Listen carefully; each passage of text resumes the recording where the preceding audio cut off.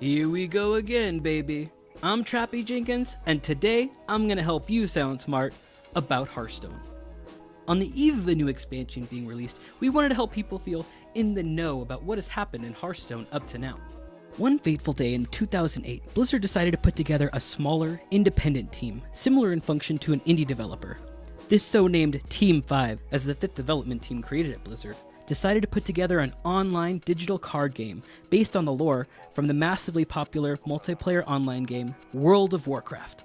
Thus, Hearthstone Heroes of Warcraft was conceived.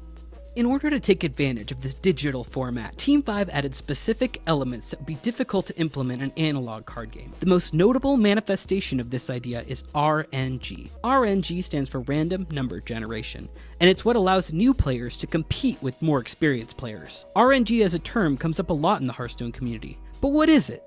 Basically, anytime a random event happens, a number is generated by the game to determine the outcome. Let's say you have a knife juggler in play and you summon another minion. This is huge, especially earlier in the game. If the knife kills a minion, this can be a giant tempo swing. That's why RNG is the great equalizer. RNG is not determined by skill. The chance your knife juggler will hit the right minion is the same if you're a world champion or if it's your first day playing. And this effect pervades all of Hearthstone, from the first card you draw to which target your Ragnaros will hit. And that's why Hearthstone is always exciting. Every random event makes for a great story, win or lose.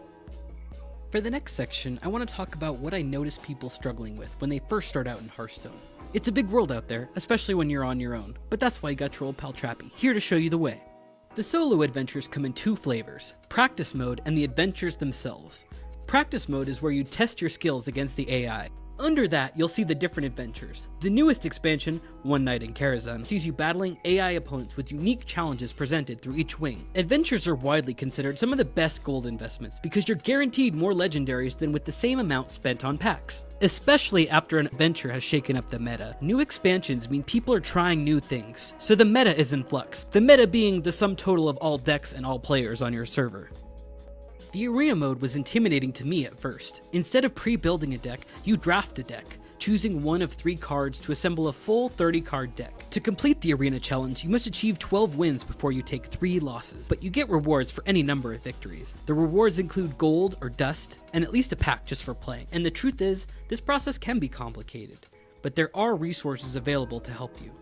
It's hard to know on the outset what value to attribute to cards you draft. I'd suggest searching for a tier list, like Hearth Arena or the Lightforge Arena tier list. But these tools don't teach you how to play, they simply help you choose which cards are most likely to be successful. Like any skill, the arena takes practice, but if you invest time, the arena can be the most lucrative mode. If you've never played a card game before, it can be tough to know how to put a deck together. The important question to start with is, what does your deck do? How does your deck win? It's fun to put together a bunch of powerful cards, but if your cards don't work together in harmony, they very seldom become greater than the sum of their parts. The easiest archetype to understand is aggro, which is short for aggressive.